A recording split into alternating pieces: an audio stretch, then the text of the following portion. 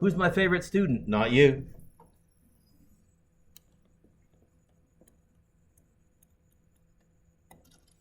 And Sirki.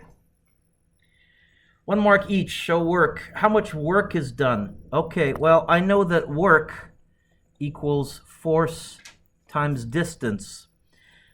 There is a force, there is a distance, and they are in the same direction. I made sure of that. So it's going to be 767 times 28.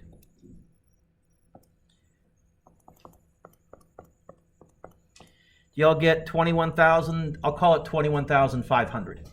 But if you wrote all 5 sig figs, I'm not going to freak out.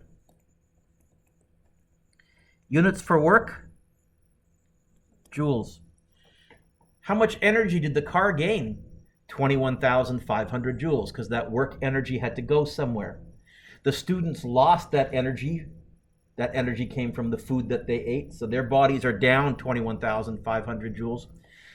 What did the energy get transferred into? If we ignore friction, you know what? Speeding up the car, kinetic. The car is going faster and faster and faster and faster. Suppose they complete this task in 58 seconds. How much power will they generate? Power is work over time. So it's going to be, I'm going to write 21,500, but I'm going to use my answer button. And I get 370 watt? Watts. How much work is done by forklift raising? You know what? I think raising is a synonym for lifting. I think the work here is going to be MGH. It's going to be 688 times 9.8 times 2.8. 688 times, oh, try that again, Mr. Duke. 688 times 9.8 times 2.8. I'm going to write 18,900. 18,878.7. I'll go 18,900. Units, joules. And if it does this in 73 seconds, power is work over time. It's going to be 18,900 divided by 73. And I get 259 if I use my answer button. Watts. What if I need the piano lifted in less time than 73 seconds? I can't unless I get a motor with more power. I would need to get a 30,000 watt motor instead of an 18,900 watt motor, say. Is work a vector or a scalar? Work is measured in what units? You could say joules or technically Newton meters. Not newtons per meter, Newton meters, because it's force times distance. I would take either of those. There'll probably be a multiple choicey question about units. Probably for the multiple choicey question, I might stick that in there just to see who's paying attention. Because power is measured in watt. Well, it's measured in watts, but what is watts really? Yep. Got to be fussy, not Newton seconds. Since it's work over time, joules per second. Why per? Because over, right? Work over time. What is the minimum power generated by a 64 kilogram person who climbs 82 stairs? Each stair has a height of 21 centimeters. Nice try, Duick. 0.21 centimeters in 83 seconds. They want me to find power. They gave me a time, so I think I'm going to use this. What's the other way to find power on your green sheet? Careful. What's the other way to find power? Yeah. No. Look, on your green sheet, there's another version of power, is what I'm saying. It's force times speed, because it's scalar. When would I use that? Hey, if they didn't give me a time, but I saw newtons and a speed, that is fair game as far as I'm concerned. You can find power either of those ways. But here, as soon as I saw the 83 seconds, I went, I'm probably using work over time. And I heard somebody murmur, MGH, they are correct. because when you're climbing, you're doing work against gravity. It's going to be 64 times 9.8. Time is definitely 83. Why is 0.21 wrong for the height? Yeah, there's 82 of them. 64 times 9.8 times 0.21 times 82 divided by 83. And I get 130 watts.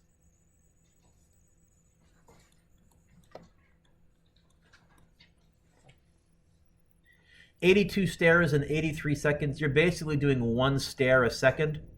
So it would be step, step, step, step. You know, if you did that for half an hour, you'll work up a pretty good sweat.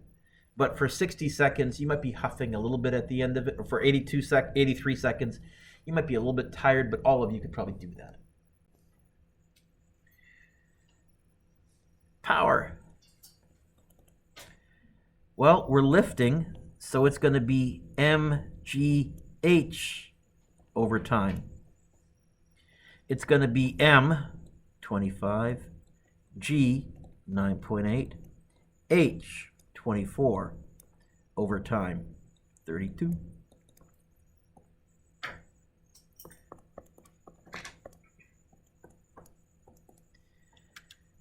You get 180, I'll call it 184, 183.75. I'll write 184 watts.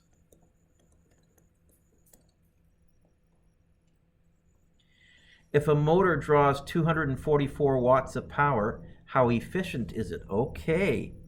Efficiency, it's technically power out over power in. It's out over in, but what I told you is, look, it's going to be the smaller number over the bigger number. They gave me watts, so it's going to be power. And what's the smaller number I have here? 180. You know what? It's going to be 183.75 over 244 times 100.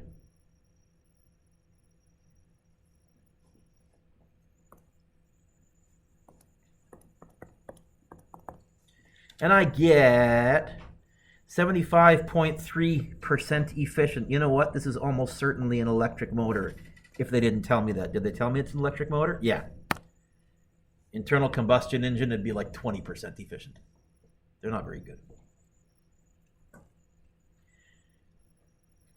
Number 8, I took right from lesson 1. This was the last example we did in lesson 1. Number 8 was a trickier question.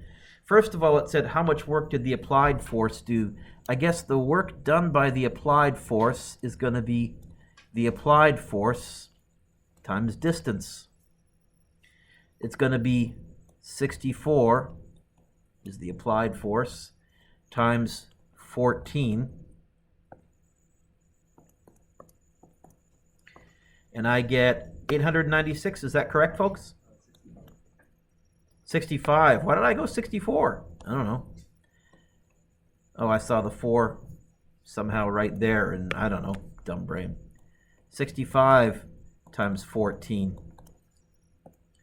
65 times 14. So you get 910 joules of work. If there is a coefficient of friction, how much work does friction do? You know, this is going to be a job for a free body diagram. I have gravity down, normal force up, F applied, friction. I guess the work done by friction is going to be the force of friction times distance. Well, friction is mu times the normal force. Do I know mu? Oh yeah, what's mu? I don't know what's mu with you, 0.25. I don't know the normal force. Oh, but look. I know the force the same size as the normal force. Which force? Okay, so this ends up becoming mu mg times d. All right, the work done by friction is going to be 0.25 times 12 times 9.8 times 14. 0.25 times 12 times 9.8 times 14. You'll get 411.6. Why is that technically wrong?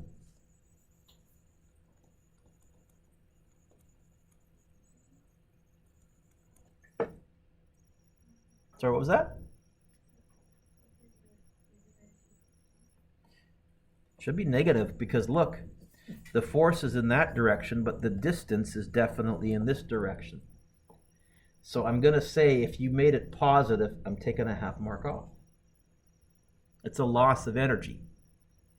And you can always do the correction and get the half mark back, but just to annoy you, I'll make it stick. I'll take the half mark off.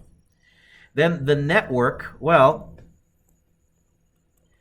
the person with the applied force did 910 joules of work, but we lost 411.6 joules to friction. How much work was left over to actually make the box speed up? To give it kinetic energy? 498.4 joules of work. So that was kind of a quick review of what we did in lesson 1 and 2 and 3. Could you give yourself a lovely score, please, out of 13?